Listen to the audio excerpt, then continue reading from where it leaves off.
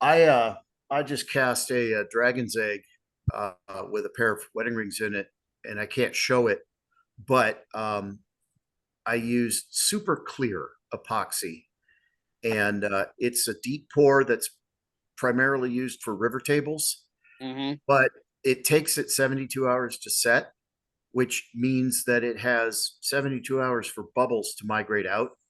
And it is amazing how bubble free it shows up simply because it's so slow. Yeah. Now, when you turn it, is it brittle or is it sort of a medium density? Super Clear, that brand is very hard. I I have that's one of the very few times that people will see me using carbide because it just traditional tools chip it to no end. It is very, very hard. Alumilite cuts really nicely. Super Clear is extremely hard. Okay, well, that's But good to know. Yeah. but the other side is without a pressure pot, you can go bubbleless with that brand.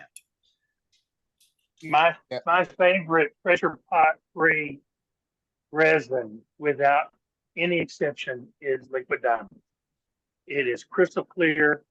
It turns easy. It sets within 48 hours, and it sets bubble free with no pressure. Now, Nice. Liquid you said, And diamonds. it liquid diamonds, and it domes nicely if you want to do stuff like that. But yeah, liquid diamonds is one of the best I've used. Well, I'll I've always check used that the out. Alumilite because I can pick it up at Michael's or Hobby Lobby and not have to pay the shipping on it. I Right. use Lumilite because it's what I know. That was the first resin I turned, so I'm familiar with it. It's safe. Mhm. You know, and when you're paying $100 for a gallon of it, and I don't want to have to pay another $20 or whatever to have it shipped. Yeah, Right. agreed. And I got the a o- and question. the only thing so far I've really use it for casting for is for pens and handles for Come the in. Come in. pizza cutter that I showed a few weeks ago. Since Billy Burt is in his shop, is he doing the demo tonight? You're very I'll observant. never tell. I'll never tell. Aha. Keep them guessing, Billy. Keep them guessing. He must All I know is be, I've and seen better looking legs on a pool table. Thanks. This is not liquid diamonds, and it's not Alumilite. This is a product called Floral Epoxy. I use it sometimes because I like the fact that it's really, uh, it's got a really low viscosity.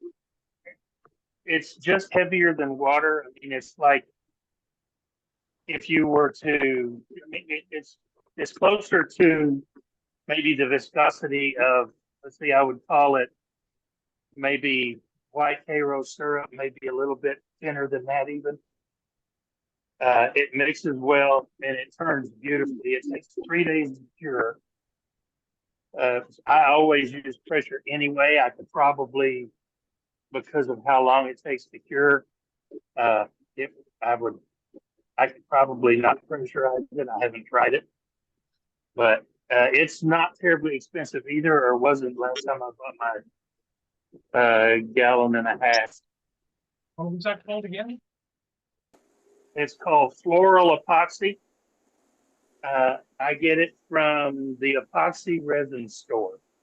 That's the name of the store online. And with shipping, I think last time I got it, it was around $100. Oh, I that's know, not bad. yeah, I know with the Alumilite Amazing Clear Cast, I usually wait a week after I cast it. I can demold it in 24 hours, but I usually wait a week before I turn it. Right. And this, I'm hoping to make a box out of soon. We'll see. It's a bunch of blackjack, small pieces of really holy blackjack burl. It's really pretty. Did you have a video about how you put that together, Billy? A short, yeah, I did a short. Damn, I'll pay attention. So I've got another experimental resin piece. This is from another artist. He makes these blanks with coffee grounds, coffee filters, and scrap wood.